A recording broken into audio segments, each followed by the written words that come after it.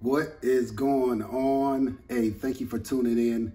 Hey, my name is Keith B. Epic, Keith Jones if we're doing business, the digital Pied Piper and the king of unclaimed funds.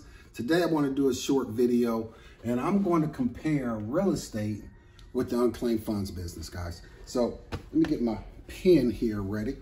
So let's talk about, the pros and cons of these two industries. They're very close knit, right? They're very close, right? Real estate, we all know real estate investing. We all know what's involved in that: credit, cash, experience. And then we're also going to talk about the profit potential as well. All right, so I'm going to rate which one I like better in each one of these categories when it comes to real estate and unclaimed funds, right? So let's go ahead and talk about credit.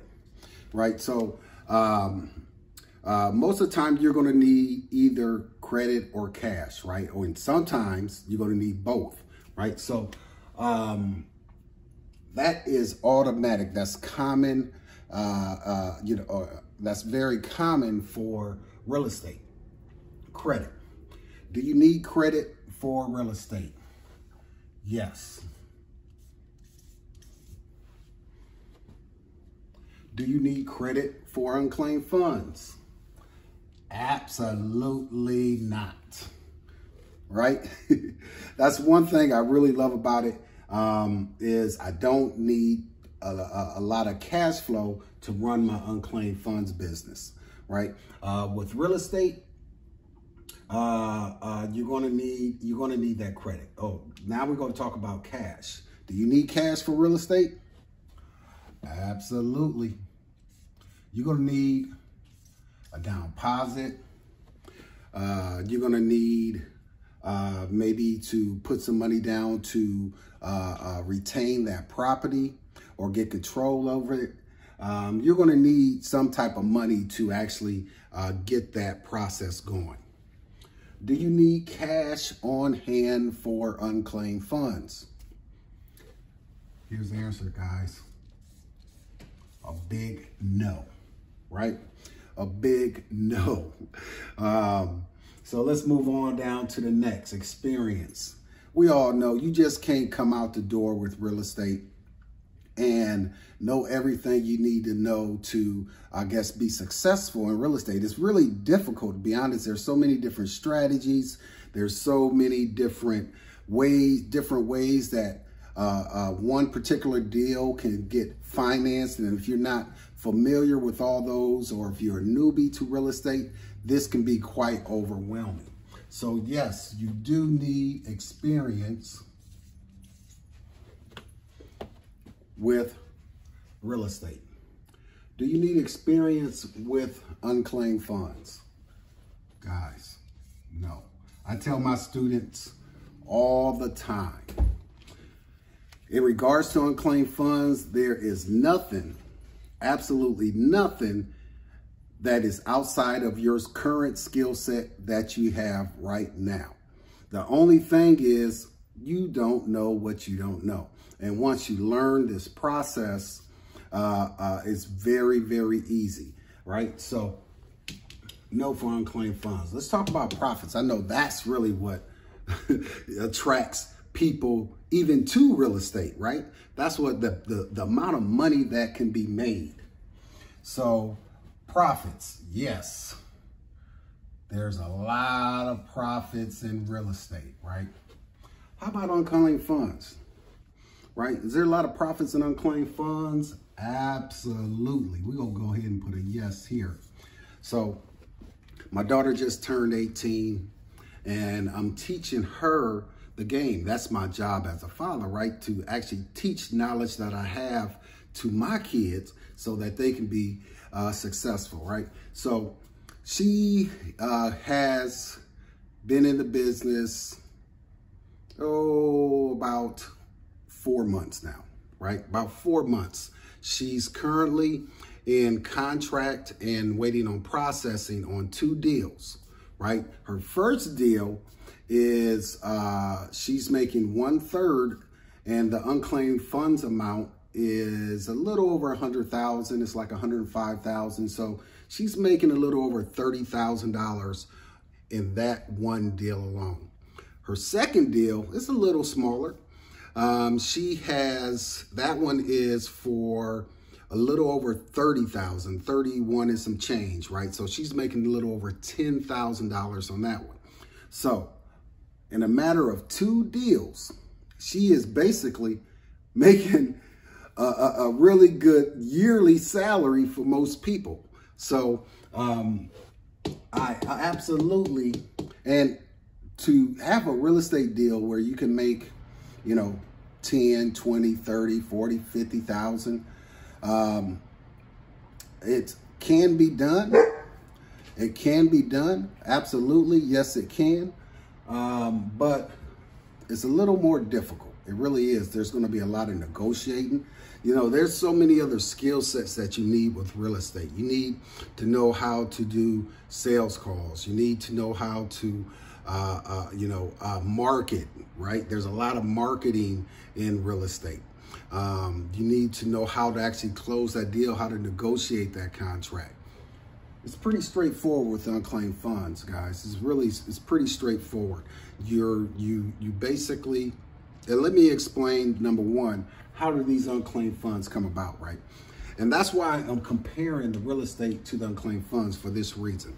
The type of unclaimed funds that I particularly like to target is unclaimed funds that originated from real estate, right? So either a mortgage got foreclosed, they got foreclosed from their mortgage company, or they got foreclosed for back taxes, right? For me, it doesn't matter. I go after both of them. But all I care about is excess proceeds, right? How much was actually paid over the amount that was owed. And that's really what I focus on. And I focus on $10,000 and up. I don't mess with anything under $10,000. I tell my students, don't mess with anything under $10,000. Stick with $10,000 and up, and you're going to be okay. You're going to make great money, right? So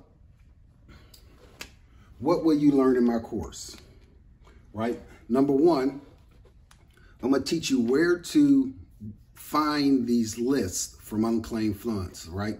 These lists from different government agencies that's holding these lists. And this is the thing about these lists. If that individual that got their property foreclosed on, and there was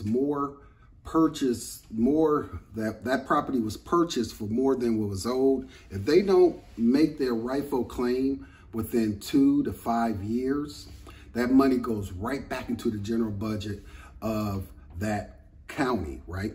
So millions of dollars, literally millions of dollars, goes back into the general budget of counties all across this country because that person did not know that that money was owed to them. So the government legally only have to make one attempt to let that person know. They go send a letter off.